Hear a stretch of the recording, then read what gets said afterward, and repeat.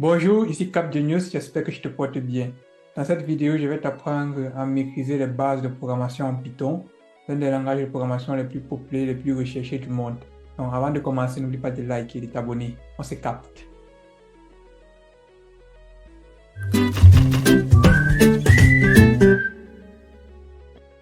Bon, maintenant, on va commencer par expliquer Python. C'est quoi Python et pourquoi Python? Donc, Python est l'un des langages de programmation les plus populaires au monde et son taux de popularité augmente de manière exponentielle avec le temps parce que Python nous permet de faire un peu de tout. Quand je dis un peu de tout, c'est vraiment un peu de tout. Dans le domaine du développement web, c'est-à-dire les sites web, le développement des applications, des jeux, machine learning, même électronique, électrotechnique, software testing, c'est-à-dire pour tester les softwares, CLI, les trucs même de la NASA. Avec Python, on peut vraiment tout faire. Et pourquoi on peut tout faire avec Python? Parce qu'il a été prévu pour ça. Donc, Python est un langage de programmation qui est basé aussi sur la beauté de la syntaxe et qui contient aussi beaucoup de bibliothèques. Tellement de bibliothèques. Et ces bibliothèques-là, c'est elles qui nous permettent de faire tout ce qu'on veut faire avec Python. Parce que dans presque tous les domaines, il y a une bibliothèque qui correspond à ce domaine-là en Python. Donc, si tu as décidé pour travailler en Python, c'est l'une des meilleures décisions que tu as pu prendre. Et moi, je suis là pour t'accompagner dans cette formation pour que tu puisses atteindre tes objectifs. Donc, tiens juste bon et reste concentré. N'oublie pas de faire tous tes challenges, de faire tous tes quiz, de faire tous tes exercices. Quand tu as des difficultés, tu peux me joindre.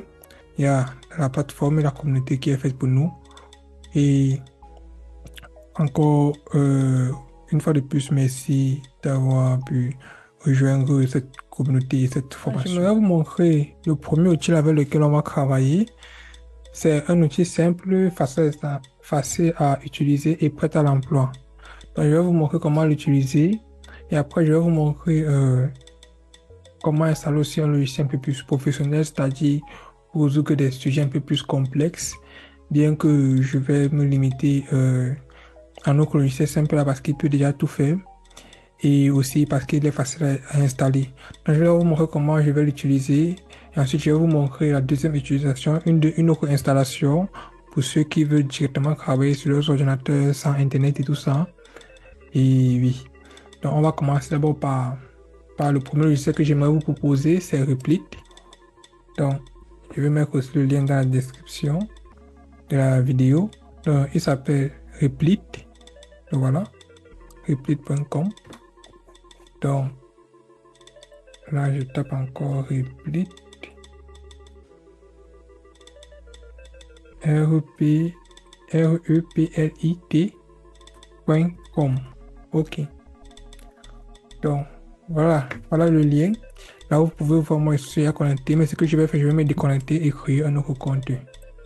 OK, donc on va créer un compte ensemble. Donc, pour pouvoir travailler, on va pouvoir créer notre compte. Là, on va partir sur Sign Up, ici. On va s'enregistrer, c'est gratuit. Parce qu'on utilise un quota minimum, et je pense que ça va largement suffire. Là, on prend Continue with Google. Ou bien, vous pouvez directement mettre votre nom email, mais vous pouvez faire Continue with Google parce que bon, c'est souvent plus facile et ça me prend quelques secondes. Là, je prends mon Cap Genius. OK. Là, on demande quel est ton niveau de programmation. Si tu veux, tu réponds, si tu esquives. Parfois, ça aide pour pour les recherches ou bien pour les analyses de données. Pourquoi pas les aider? J'utilise le software gratuit. Donc, je réponds, bon, je me sens expert. Là, on me demande mon mode que je préfère utiliser. Moi, en tant que développeur, je préfère le dark mode, mais toi aussi, tu peux choisir le light mode, c'est ce qui te passe le plus. Là, on tape sur suivant. Ensuite, on demande, moi, tu viens en tant que quoi? Moi, je viens en tant qu'enseignant, donc je vais mettre as teacher. Et toi, tu vas choisir en tant qu'étudiant. Donc, moi, je prends en tant qu'enseignant. OK. Là, maintenant, mon compte a été créé. Là, on demande de donner mon organisation name. Là, je vais donner Capilon parce que c'est le nom de notre entreprise. Là, Je veux cocher primary et j'accepte les conditions d'utilisation. Voilà. Là, j'ai créé ma team. Non, pour l'instant, j'ai pas besoin de créer une team. Il y a déjà notre installation qui est prête. Là, maintenant, on va voir comment créer un premier projet. Là, on clique sur créer et en fonction du domaine qu'on veut, là, par exemple, Python, Node.js, C, C++, Java, on va choisir ce qu'on veut. Et là, on a fini avec l'installation du premier outil. Maintenant, on peut commencer par créer notre premier programme. Avant de le créer, je dois vous montrer quelques petites aides. C'est-à-dire, par exemple, lorsqu'on écrit un programme en Python, on peut parfois vouloir mettre un commentaire.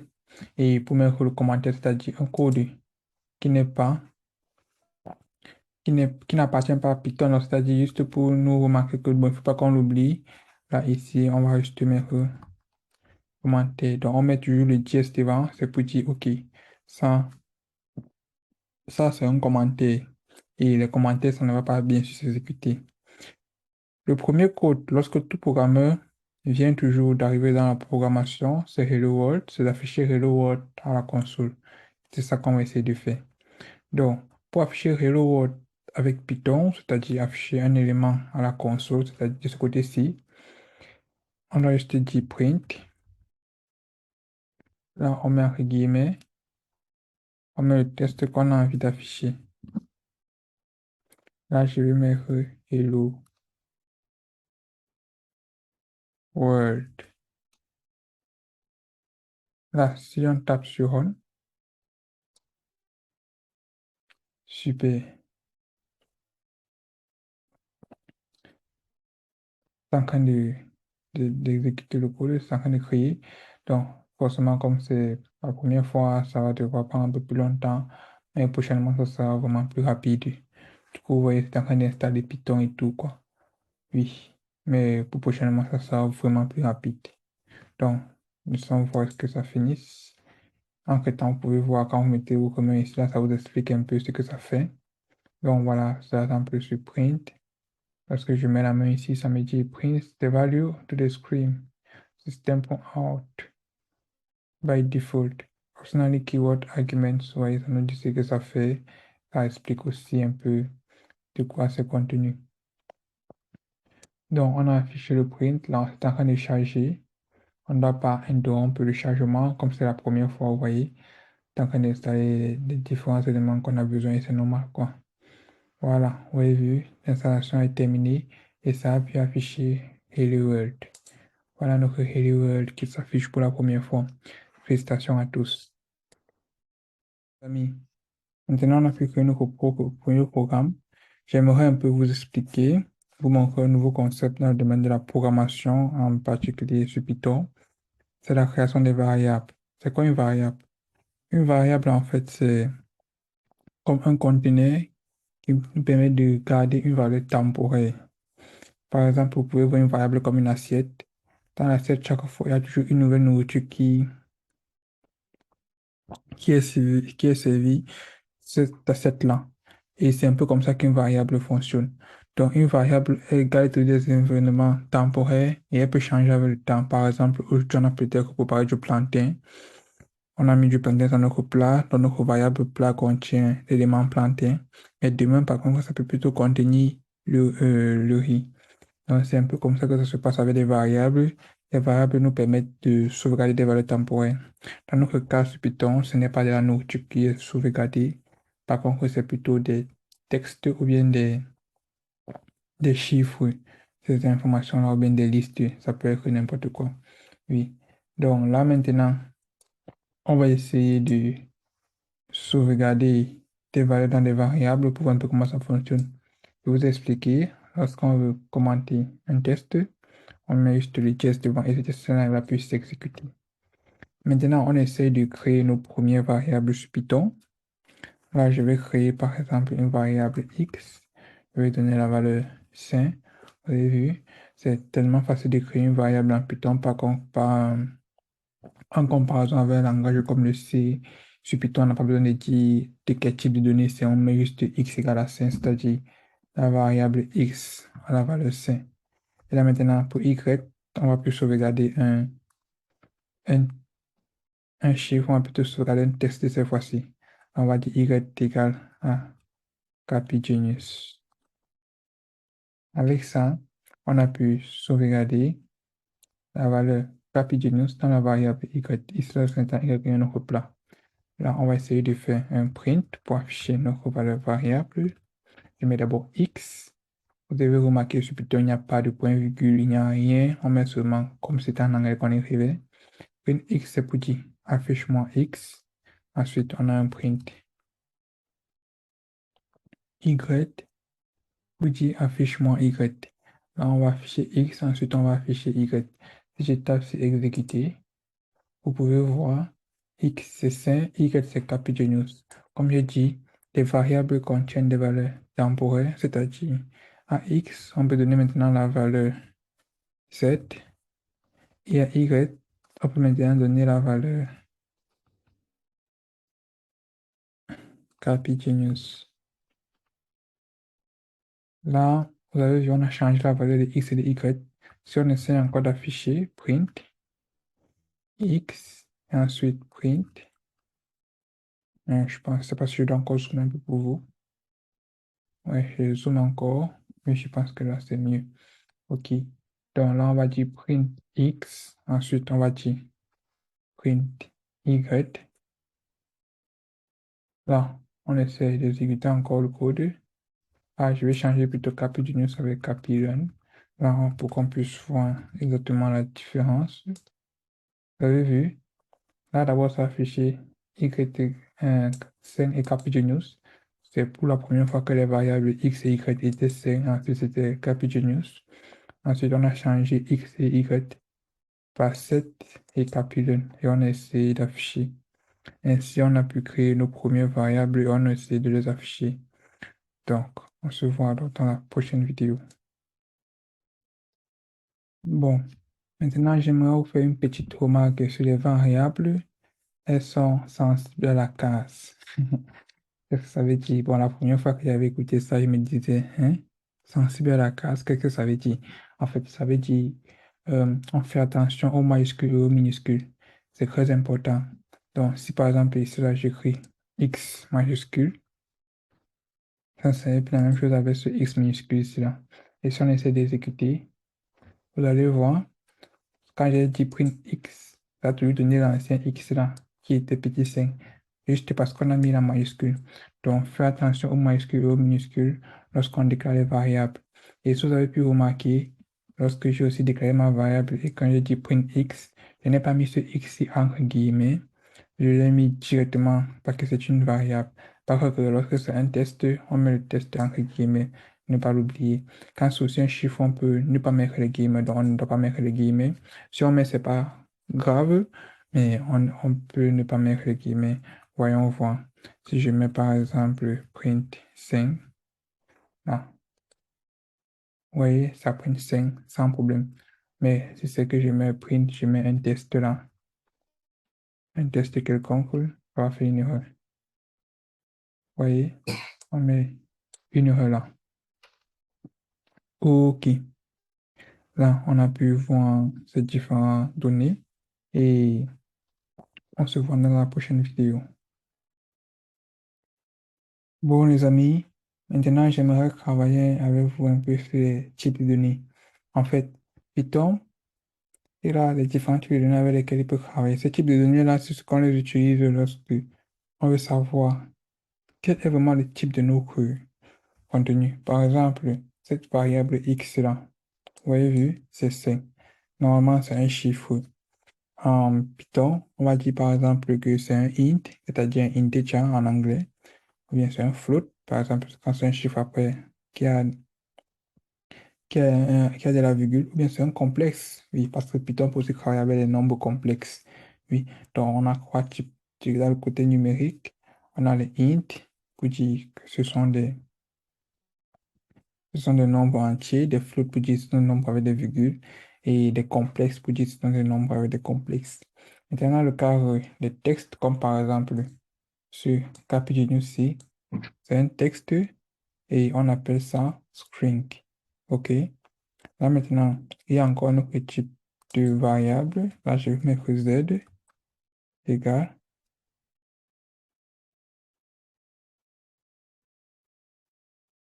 true, true ou bien false. Donc, c'est vrai ou bien faux. On appelle ça des booleans. Et des booleans, c'est aussi un type vraiment très recourant dans ce que on travaille avec. Voilà les premiers types principaux. Donc, on a les caractères numériques. Là, ça peut être int, float ou bien complexe. Là, on a un texte qui est le type string. Ensuite, on a les booleans. Donc, voilà les trois éléments de base. Hmm. Plus tard, je vais vous montrer encore deux ou trois autres types de variables très importantes, mais je pense que pour un départ, avec ceci, on va bien s'en sortir. OK. Maintenant, quand on connaît les différents types de variables, pour voir par exemple le type de variable qu'on utilise actuellement, je vais d'abord supprimer cette erreur de la fois dernière. OK. Là, je tape encore sur exécuter. Là, il n'y a plus d'erreur, c'est super. Là, maintenant, pour connaître le type de variable, je vais essayer peut-être de zoomer, peut-être que c'est mieux. Oui. Là, maintenant, pour connaître le type de variable qu'on utilise, on doit taper juste type devant. Donc, si je mets type entre parenthèses devant le x là, donc je l'encadre de type, je mets type, je mets entre parenthèses, je mets x à l'intérieur pour savoir le type de données. Là, je tape sur run. Vous voyez? Par exemple, ce x là est de type int. Si par exemple, on avait plutôt mis 5.5 et qu'on tape sur run, vous voyez, est de type float. Si par exemple, on avait mis un nombre complexe, pour ceux qui connaissent un nombre complexe, on met peut-être un j, c'est-à-dire un j, c'est un nombre complexe. Vous voyez, on nous dit exactement ce nombre complexe. Si par exemple on avait plutôt mis que c'est un texte,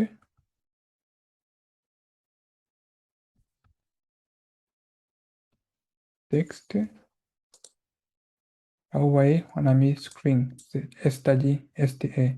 Et à la fin, si par exemple on a mis false ou dit faux, on voit c'est un booléen. Donc, pour l'instant, ça va être cet élément-là, ces éléments de base-là qu'on va travailler. Donc, on sait, il y a les éléments de base, on a des entiers, on a des strings et on a des booléens. Très important. OK? Donc, on se voit dans la prochaine vidéo. Maintenant, les amis, je vais vous apprendre à caster les données. C'est vrai que je vous apprends toujours des nouveaux mots, mais c'est très important de savoir ce type de langage-là parce qu'il est requérant dans le monde de la programmation. On ne va pas dire simplement transformer ou bien convertir, on va dire caster. Bon, qu'est-ce que veut dire caster? Vous avez vu, on a vu les types de données. On a peut-être le type de données float, on a le type de données string, on a le type de données boolean. Par exemple, supposons qu'on a un test comme ça. On a un test qui s'appelle quoi? Ça, maintenant, si on tape sur Run, allez voir, c'est un string. Pourquoi c'est un string? Parce qu'il est entouré de guillemets. Mais vous savez, ce croix-là, on pouvait le transformer en un chiffre. On peut le faire, puisque vous voyez bien que croix là, c'est à l'intérieur de ce string, il y a un chiffre en fait. Et pour pouvoir peut-être faire des multiplications, des additions. Là maintenant, pour transformer un texte en un chiffre, là on peut juste mettre devant int, par exemple, on met entre parenthèses. Regardez bien. On a dit que le type de x c'était un string. Mais quand je vais maintenant mettre int à l'intérieur, si je tape sur run, oui, on dit maintenant que le type c'est un int. Et si j'essaie d'afficher x, on, oui, c'est toujours quoi? Ça ne change pas. OK? Ça reste toujours int, ça reste quoi? Là, je vais commenter cette partie d'en bas-ci parce qu'on n'a plus besoin. OK. Ça aussi, je vais commenter parce qu'on n'a plus aussi besoin. OK. Là maintenant, on a le type de données qui est int. On pouvait mettre aussi float, hein, parce qu'on peut aussi transformer ça en un chiffre avec de la virgule. Vous avez vu? Et quand on a mis float, ce qui s'affiche, remarquez bien, c'est 3.0. très important. Là, on peut aussi dire complexe, pour dire que on veut le transformer en complexe.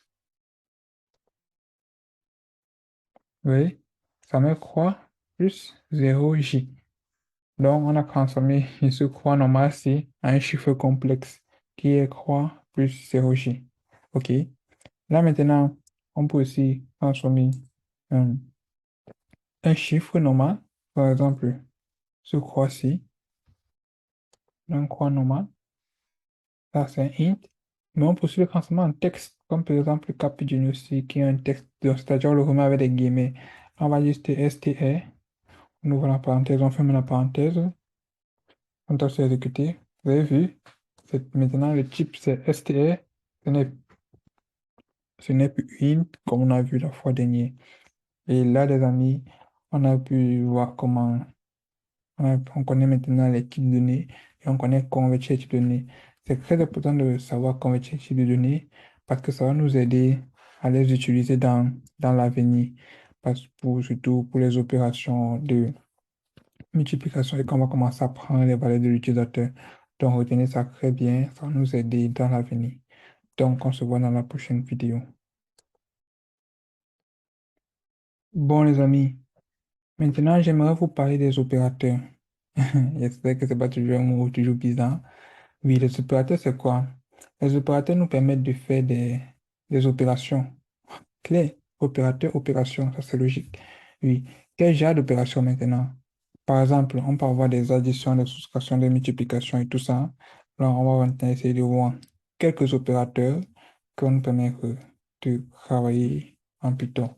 Là, je vais mettre le commentaire ici, je mets un geste là. Et on va essayer juste de se prendre pour faire nos opérations. Première opération de base, il y a le plus, 7 plus 10, normalement c'est 17. Oui. Là, il y a le moins, c'est moins quoi. Là, il y a la division, regardez bien, c'est 0,7. Là maintenant, il y a encore la multiplication,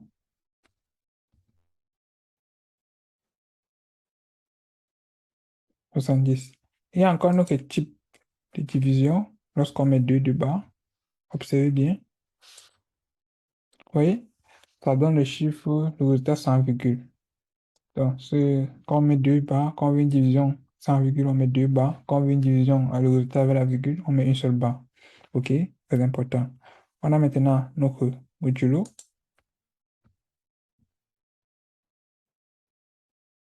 Je fais le modulo, on nous donne le reste de la division d'une opération.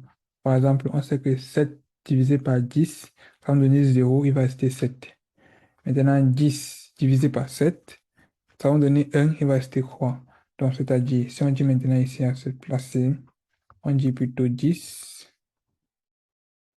modulo 7. Oui, ça donne plutôt quoi? C'est-à-dire 10 divisé par 7 va nous donner 1 et le reste sera quoi? C'est ça qu'on appelle le modulo. Donc, très important. Là, je vous remontre encore la division. 10 divisé par 7, ça va nous donner un chiffre avec beaucoup de virgules. Par contre, si on met deux barres, d'après vous, qu'est-ce que ça va donner? Juste 1, sans virgule. Donc, ça arrondit. Là, maintenant, si on dit, j'aimerais aussi attirer un peu votre attention ici. Regardons voir. On a mis 10 divisé par 6. Oui, ça fait 1,6. Donc, c'est supérieur à 5. La somme est deux barres. Ça donne toujours 1. Donc, quelle que soit la valeur qui est divisée, ça va toujours renvoyer juste euh, à la valeur entière qui est devant. Donc, ça ne va pas dire arrondi par défaut ou bien arrondi par valeur supérieure. Non. Ça arrondit toujours par défaut. OK. Là, maintenant, la dernière opération que j'aimerais vous montrer, c'est la puissance. Lorsqu'on veut dire, par exemple, 10 puissance 6, là, on met deux multiplications, ça va calculer 10 à la puissance 6. Et 10 à la puissance 6, c'est bien 1 million d'euros. Oui, une bonne somme qu'il faut avoir pour être tranquille dans la vie. 1 million d'euros. Bon, les amis, là, maintenant, on a vu les différents types d'opérations. j'aimerais vous montrer une autre qualité, une autre manière de travailler avec les opérations dans la vidéo suivante. Ok, les amis. Là, maintenant, on a vu les opérations standards qu'on pouvait faire avec nos différents chiffres. Là, j'aimerais vous montrer un truc particulier dans le domaine de la programmation. C'est les opérations avec attribution, c'est-à-dire, par exemple, si j'ai envie de dire, par exemple, x égale, actuellement, x égale à 3. Maintenant, je dis x égale à x plus 5. Et si je dis print x,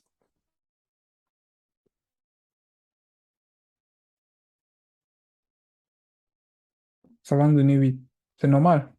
3 plus 5 égale à 8. Maintenant, il y a une autre manière d'écrire ça. Là, on dit seulement x plus égale à 5. Vous voyez, on a le même résultat. Donc, on peut écrire ce plus égale à 5 là. Qu'est-ce que ça va faire? Ça va dire que x égale à x plus 5. Si j'ai maintenant multiplié, d'après vous, qu'est-ce que ça va donner? Vous voyez, ça nous donne 15. Donc, ça nous dit x égale à x multiplié fois 5. C'est-à-dire quoi fois 5, 15, et ça sauvegarde encore dans la même valeur dans x. Et avec tous les types de données qu'on a pu voir, c'est applicable aussi. On donne quoi? Le modulo, la division, x égale à x divisé par 5. On donne un chiffre après la virgule. Par contre, si on met 2 de bas,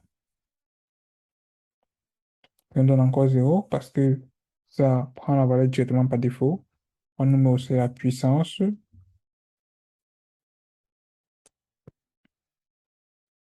Vous voyez un peu?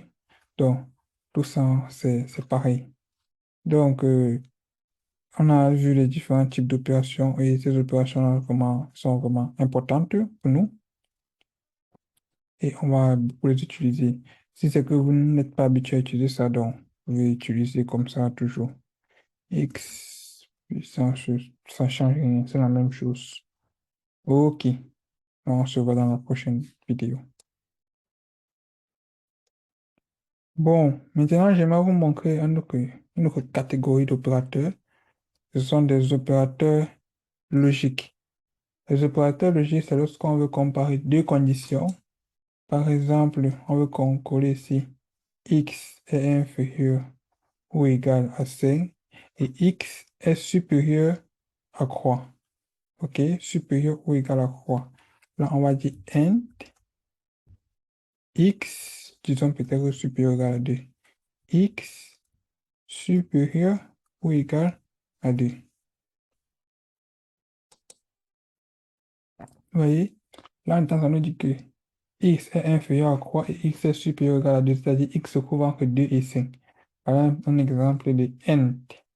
Ça, c'est int, c'est-à-dire i. Là, maintenant, supposons qu'on veut faire le concret. Là, on va maintenant dire et x supérieur ou égal, juste supérieur à 4. Est-ce que c'est vrai? C'est faux, donc on va donner faux. Parce que x est bel et bien inférieur à 5, mais x n'est pas supérieur à 4 parce que x c'est quoi? Là, maintenant, si on essaie de mettre plutôt or, donc c'est-à-dire, est-ce que x est inférieur à 5 ou bien x est supérieur à 4, donc si l'une des conditions est vraie. Ça, c'est cool. Là, maintenant, on a notre condition là, et on veut tout le concret de tout ça. C'est-à-dire que x n'est pas ce qu'on a dit ici. Donc, on encadre ça entre parenthèses. Donc, on encadre l'élément qu'on a vu. Donc, on met juste le note devant. Donc, on veut le concret de la réponse. C'est-à-dire, on a dit ici là que x est supérieur, est-ce que x est inférieur ou égal à 5? Ou bien x est supérieur à 4? On veut le concret de la réponse. On avait quoi avant, maintenant, si on veut le concret, ça sera false. Ça aide beaucoup dans le cadre du sens concret. Dans le sens concret, c'est-à-dire ici, le concret de supérieur ou égal, c'est strictement inférieur. Est-ce que x est inférieur à 5? On va dire que c'est non et que c'est faux. Et là, on a or, le concret de or, c'est int, et là, ainsi de suite. Donc, c'est un peu comme ça. Donc, il faut retenir juste que le not dans le concret de la réponse de la condition qui était prévue. Ok, là, on a vu nos différents and, or et not. And, c'est pour dire et, or, c'est pour dire ou, et not, c'est pour dire le concret de la condition. Ok, les amis? Ah, c'est bon. Bon, les amis, un dernier type d'opérateur, c'est les opérateurs d'identité. Ça, c'est vraiment particulier à Python. Dans d'autres langages de programmation, il n'y a pas ça, ça n'existe pas. Mais bon, Python, il a voulu se jouer au, au mature, au grand, quoi. Donc, on va le voir. Ça s'appelle is et is not. Donc, est-ce que, on va écrire justement un test. Est-ce que x is gray? Est-ce que x is gris? Donc, on teste. Donc, on voit. Syntax error is literal determine equal. Là, on a vu que x, on ne peut pas l'utiliser directement avec un chiffre, donc on doit l'utiliser peut-être avec une variable. Donc, est-ce que x c'est z, par exemple? On- Oui, x n'est pas z. Donc là, vous voyez, on ne peut pas directement comparer x avec un chiffre, on doit comparer x avec une autre variable. J'aimerais vous montrer un peu que vous pouvez faire attention à ça. Donc, ce x-ci, il s'utilise avec une variable. Par contre, si on veut comparer, on met 2 égales, ça va nous donner false. Oui. Et maintenant, on m'a dit is not. Is not, c'est un peu comme n'est pas égal. Is not set. Là, c'est cool. Et on m'a dit not equal. Not equal, comme on a montré la fois dernière. Toujours faux. Donc, vous pouvez voir le x là comme égal et is not comme not equal. Mais faites attention, ça s'utilise toujours entre deux variables. OK? C'est bon, les amis. On avance bien. Bon, maintenant, j'aimerais t'apprendre un truc nouveau, c'est-à-dire prendre les éléments de l'utilisateur. Tu as besoin que je te donne, par exemple, un chiffre ou un âge ou son nom. Et cette information-là, tu peux stocker ça dans une variable et ensuite la traiter et puis afficher comme tu veux. Avec Python, il y a un élément qu'on appelle input. Donc, comment ça se passe? Là, par exemple, on a créé une variable qui s'appelle nom. On va dire égal input.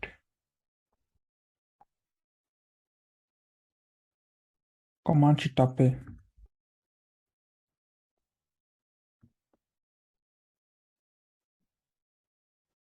Comment tu t'appelles? On met le point d'interrogation. Qu'est-ce qui va se passer? Ce input-ci, ça va afficher à l'utilisateur comment tu t'appelles. Ça va permettre à l'utilisateur d'ancrer un nom. Et l'autre qui va ancrer son nom, ça va sauver ça dans la variable nom. Là, maintenant, dès qu'il a donné son nom, on va faire un print. Print, alors on va dire, tu t'appelles. On met maintenant deux points. Là, maintenant, j'aimerais vous montrer aussi. Par exemple, on a envie d'ajouter le nom nom à la suite. Comment on le fait? On met seulement un plus de cette manière-ci. OK? On met plus, on met le nom de la variable. Donc, tu t'appelles nom. Voilà le nom là. On met exactement le même nom. Faites attention de ne pas mettre encore les guillemets à ce niveau-ci. Parce que nom, c'est une variable, donc on ne met plus de guillemets. Là, on tape sur run. Comment tu t'appelles? Là, je vais dire je m'appelle Donald. Super, vous voyez, on m'a dit, tu t'appelles Donald. Mais regardez bien ici, là, il y a ce Donald ici qui est collé avec les deux points. Je n'ai pas envie de mettre ce Donald collé avec deux points. Là, je mets un espace à ce niveau-ci. Et il y a aussi le cours qui s'affiche ici, là. En fait, c'est le cours de notre print du niveau 14. Là, on peut encore commenter parce que, bon, on n'a pas envie d'un truc qui va nous déranger. On tape encore sur Run. Comment tu t'appelles? Là, je vais mettre, je m'appelle Ange. Je tape sur Ancrer. Voilà. Là, maintenant, c'est parfait. Maintenant, vous connaissez faire des entrées et des sorties, c'est-à-dire que vous pouvez récupérer les informations de l'utilisateur et vous pouvez aussi l'afficher. Super. Maintenant, tu connais récupérer les informations de l'utilisateur et tu peux aussi l'afficher à l'écran. Comme tu as pu le remarquer, on a aussi un input. Ce input sera d'abord nous donner quoi? Un- une information de type un test. Tu vois, et pour savoir que c'est un texte que ça nous a donné, là, on va dire print type. Là, on met X. Tu vois bien, on a mis X là. Non, donc variable s'appelle plutôt non. Donc, on va dire print type non. Tape sur exécuter. Là, on va dire comment je t'appelle. Je vais mettre que je m'appelle Ange. Je tape sur Ancré. OK. Là, ça nous dit, tu t'appelles Ange. C'est bien clair. Oui, ça c'est un type string. Pour afficher cette information-là, il y a encore une autre manière de l'afficher. Là, on met juste le F avant les guillemets. On enlève le plus là, ici. On ouvre maintenant une accolade. On met encore le nom de la variable. On ferme l'accolade. Voilà, c'est une autre manière d'afficher. Là, si on tape encore sur on, comment tu t'appelles? Là, si je m'appelle Donald. Oui, on a toujours le même résultat. Donc, si on met avec le plus, comme on a mis la fois dernière là, ou on met avec ce F devant C, on met le nom, on a toujours le même résultat. Mais il y a une petite différence. C'est-à-dire, supposons maintenant qu'on ne voulait pas prendre le nom de la personne, qu'on voulait prendre maintenant l'âge. Là, maintenant, ça devient intéressant. Là, on va dire âge égale à input, mais entre guillemets, tu as quel âge? Remarquez bien que je n'aime pas mettre souvent les accents parce que c'est en programmation. La programmation n'aime pas trop les accents, ok? Bon, tu as quel âge? Là, l'âge va être récupéré et on va aussi afficher le type de l'âge. Print, type, âge. Ok, là, on va récupérer à la fois le nom et on va récupérer à la fois l'âge. Là, cette étape, c'est exécuté. Là, on dit taper comment? Je dis Donald. Tu as quel âge? Je mets que j'ai 15 ans. Voilà. Oui, tu t'appelles Donald. Bon, ici, on peut vous afficher l'âge. On analyse d'abord, mais vous remarquez qu'ici, on a dit que l'âge est de type screen. Remarquez que j'ai un âge qui est de type normalement int. Comment faire pour que l'âge là, qui est de type int, qui est de type screen, soit transformé en type int? Supposons par exemple qu'on aimerait faire une opération de multiplication avec l'âge, ça ne va pas donner parce que l'âge, en fait, ici, c'est un screen. On aimerait avoir un âge plutôt de type int. Là, on va mettre devant le input, on va caster, comme je vous ai montré dans la vidéo précédente, on va caster cet âge-là, on met int devant le input, on ferme. Donc, c'est-à-dire, le input va prendre une valeur, ça va nous donner une valeur de type string. Après, avec int, on va transformer le résultat là en int. Et quand on va taper sur run, là, je m'appelle Capilon, j'ai 17 ans. Là, maintenant, vous pouvez voir 17 et c'est de type int. C'est très bien parce qu'on peut faire d'autres opérations de multiplication, d'addition et de soustraction avec notre hash là. Si maintenant on va afficher l'âge de la même manière, on ouvre juste les guillemets ici là, on met hash. Ok. On va dire tu as deux points et on met un derrière pour dire que c'est l'âge. Un. On. Là, tu t'appelles comment? Je dis je m'appelle Donald. J'ai 20 ans. Voilà, ouais. Tu t'appelles Donald, tu as 20 ans. Essayons un peu de faire encore le print de la deuxième manière qu'on avait vu là pour que vous puissiez voir la différence. Regardez bien, on a l'âge qui est de type int et on a le nom qui est de type string. Et on a maintenant envie d'afficher avec la première manière que je vous avais montré. Là, on va dire tu t'appelles, on met deux points. Là, on met plus non. Après, on met encore plus ici là. On ouvre encore les guillemets. Ici, A. Là, on met encore 2 points. On met encore plus. On met H. Là, on met plus. On met encore entre guillemets. Là, on met encore 1. OK. Là, on a notre deuxième print. Vous voyez, c'est un peu long même par rapport au premier. Essayez un peu d'exécuter pour voir. OK, je m'appelle Fabi. J'ai 14 ans. Boum! Regardez bien. Le premier s'est affiché. Tu t'appelles Fabi. Tu as 14 ans. C'était très bien. Par contre, le deuxième, ça nous signale une erreur. Disons, essayons de lire ensemble. Press back. Ici, la type error. Cannot concatenate screen. Not into screen. OK? On dit, on ne peut pas relier un string avec un int. Quel est le problème? En fait, age ici, regardez bien dans le input, on a dit que c'était de type int. Et c'est bien, on veut bien que nos age soit de type int. Là, maintenant, quand on fait une addition, comme on l'a vu dans le print ici, là, on n'a pas utilisé le formatage comme dans la ligne 10. Ici, on a plutôt utilisé l'addition. Pour faire l'addition, on doit le faire, on doit caster encore age ici en screen pour que ça puisse fonctionner. Là, on doit dire str chaque fois. Là, on doit dire str age. Donc, pour afficher âge là, en screen, on doit faire une addition et on doit lui mettre str. Là, on essaie encore de voir.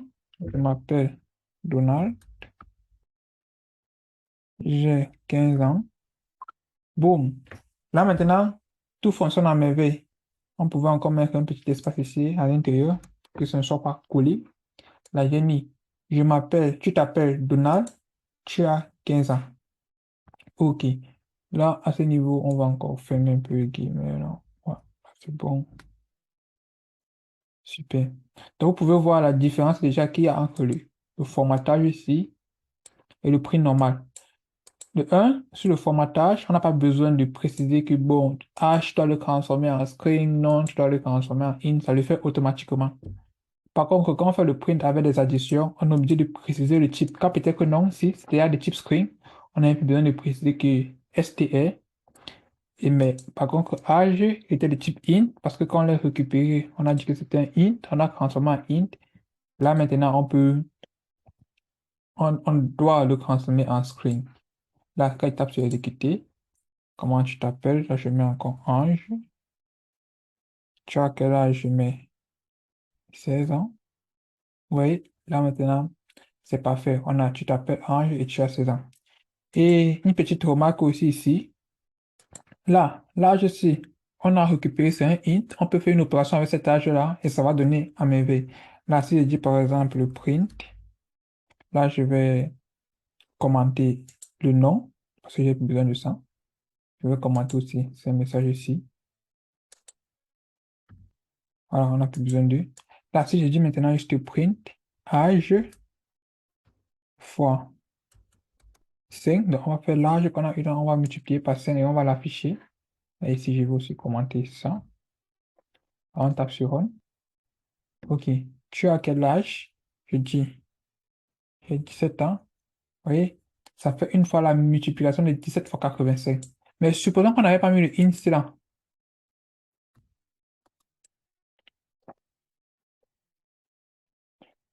On n'avait pas casté. Là, on met sur print. Tu as quel âge? Je mets j'ai 16 ans. Boum, vous voyez, ça fait quoi? Ça fait 16 fois 16 fois 16 5 fois parce qu'on a multiplié le texte là avec 5. Par contre, ça va afficher le texte là 5 fois. Par contre, on a casté en int, ça fait l'opération qu'on veut. Donc, dépendamment de ce qu'on veut, on doit caster la valeur du input. OK? Là, je ferme encore. Je remets l'âge. Là, je remets 16 ans. Là, ça multiplie le chiffre 16 par 80. Ça ne compte pas 16 comme un screen. Ok, là, on se voit dans la prochaine vidéo. Salut. Maintenant, nous sommes déjà bien devant avec le cours. J'espère que tu avances bien. J'espère que tu fais bien tes challenges. Donc, n'oublie pas de toujours faire les challenges toi-même avant de voir les solutions proposées par notre collègue. Donc, il faut toujours faire ces toi-même. OK. Maintenant, on va commencer avec des conditions. Pourquoi les conditions? Les conditions, nous aident en réalité à exécuter une partie du code quand elle est vraie ou bien quand la condition est fausse. Supposons que par exemple, tu sois un garçon. Là, on va exécuter la condition uniquement que lorsque tu es un garçon. Par contre, si tu es une fille, on va exécuter la partie uniquement qui dit que si tu es une fille, voilà ce qu'on va faire. Ces conditions nous aident beaucoup à pouvoir aussi séparer les codes en fonction des différents cas qui peuvent arriver. Et c'est aussi ça qu'on appelle programmer. Programmer, c'est penser les différents cas et en fonction de ces différents cas, trouver des solutions. Maintenant, comment est-ce qu'on peut dire des conditions, par exemple, avec Python? Il y a des mots-clés qui veulent dire, par exemple, if et il y a else. OK. Qu'est-ce que ça veut dire en réalité? If, ça veut dire si en français et else, ça veut dire sinon. Supposons que tu sois un garçon, on a dit if garçon, alors aller aux toilettes des garçons. Et si tu es une fille, on va dire if fille, alors aller aux toilettes des filles. Et si on veut rendre ça encore plus beau, on peut dire if garçon, aller aux toilettes des garçons, else, aller aux toilettes des filles. Tu vois un peu? Donc, le else, c'est pour dire que donc, si ce n'est pas un garçon, ça veut dire que c'est forcément une fille, donc il faut l'amener aux toilettes des filles. Et ça, maintenant, on a dit ça dans un cadre plus précis avec Python. Là, par exemple, on a notre variable a qui est égale à 5. On a notre variable b qui est égale à 6. Maintenant, on a envie de faire une opération, donc on a envie de faire une comparaison. Là, on va utiliser nos opérateurs. Et sur les opérateurs qu'on a su, on a vu qu'il y avait les opérateurs de comparaison, c'est-à-dire supérieur, inférieur, supérieur ou égal. Donc, on a vu ça dans la vidéo précédente. Et c'est ça qu'on a envie d'implémenter ça ici cette fois-ci. Donc, on va dire if A supérieur à B. Là, on met deux points. Donc, voilà comment une condition s'écrit. Là, on met if, on met juste A supérieur à B. Pour ceux qui connaissent d'autres langages, ici, il n'y a pas de parenthèse, on met juste comme ça. Oui, supérieur à B. On met deux points. Là, on part la ligne. Remarquez très bien ça. Lorsqu'on part la ligne, ça va faire ce qu'on appelle, ça va décaler. Ça va décaler de quatre espaces. Et ces quatre espaces sont très importants en Python parce que c'est comme ça qu'il peut retenir que bon, ce code-ci appartient au bloc de if. Parce que si c'est quand on vient directement ici devant, ça ne va pas donner, il y aura une erreur. Donc lorsqu'on met, on part la ligne, là on vient directement avec quatre espaces. L'équivalent de ça, c'est taper souvent un shift là. Donc en haut de la lettre, il y a souvent une tabulation. Si on clique sur la touche tabulation, ça va nous amener directement à la prochaine étape. Et quand ça commence ici, ça veut dire que le code qui se trouve à ce niveau-ci, donc après cette tabulation-ci, est à l'intérieur du if. If A égale à B, then print A est supérieur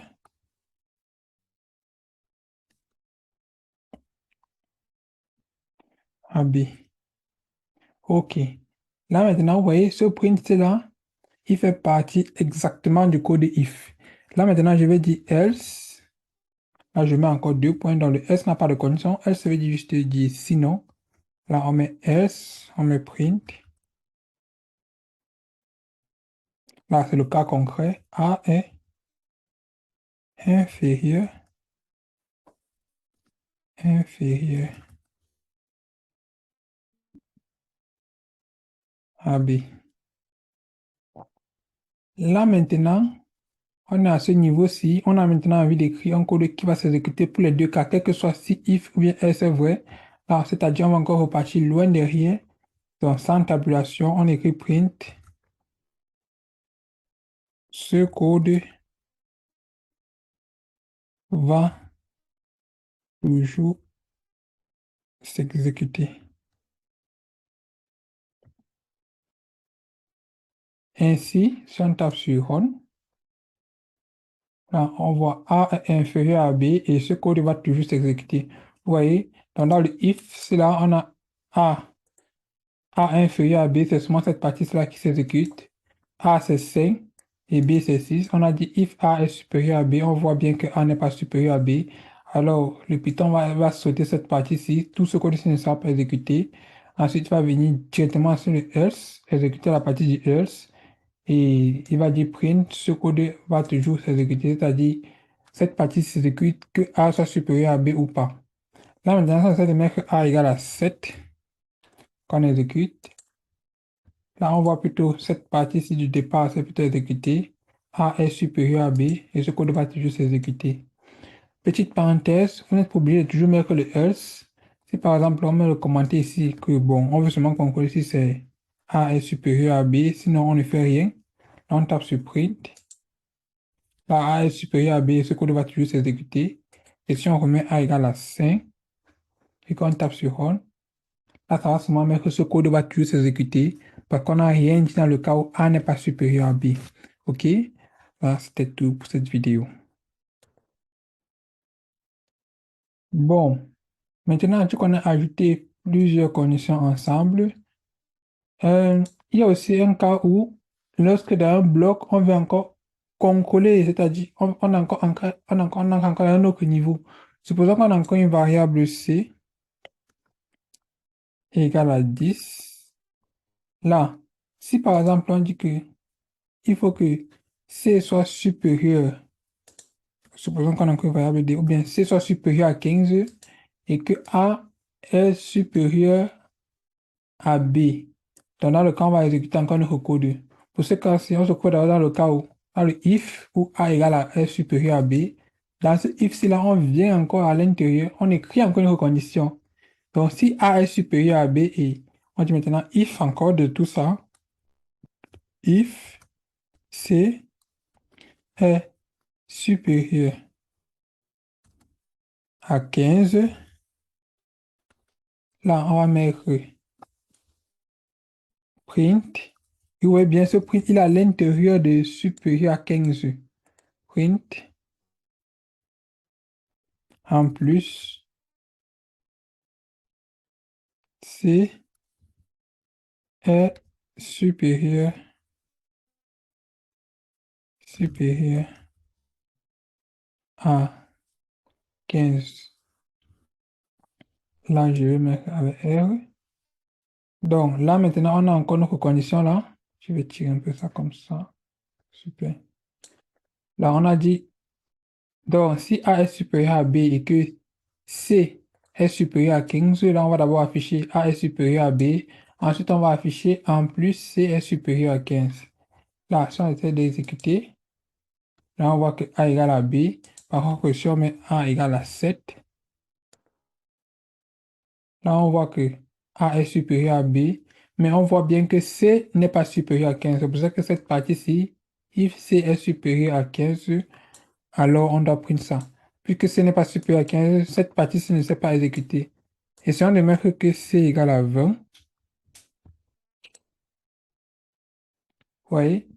Donc là, on a A est supérieur à B. En plus, C est supérieur à 15 et le code de la fin va toujours s'exécuter. Et si vous essayez de remarquer bien, ce principe, il a été encore décalé d'une tabulation même de 4 chiffres pour permettre au if de fonctionner aussi. Donc, ce prince-là, il appartient à cette condition-ci. Elle aussi qui appartient à cette condition-ci. OK. Là, c'est ce qu'on appelle des, des conditions dans des conditions encore. OK. Donc, on met une condition dans une condition. Si par exemple, on voulait mélanger deux conditions, on peut le faire avec un et. Par exemple, if A supérieur à B, là je vous ai appris aussi ça, on y a n, C supérieur à 15. Là on a mis une fois les deux conditions au même niveau et on les a reliées avec n. Là on veut que A soit supérieur à B et C soit supérieur à 15. On va dire A est supérieur à B, on met aussi et C est supérieur à 15. Donc, uniquement lorsque ces deux conditions seront vraies, que ce print va s'afficher. Là, essayons de mettre d'abord C égale à 20, on met on. Là, on voit que A est supérieur à B et C est supérieur à 15. C'est vrai.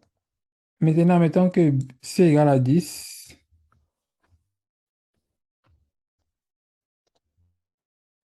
Là, rien ne s'affiche.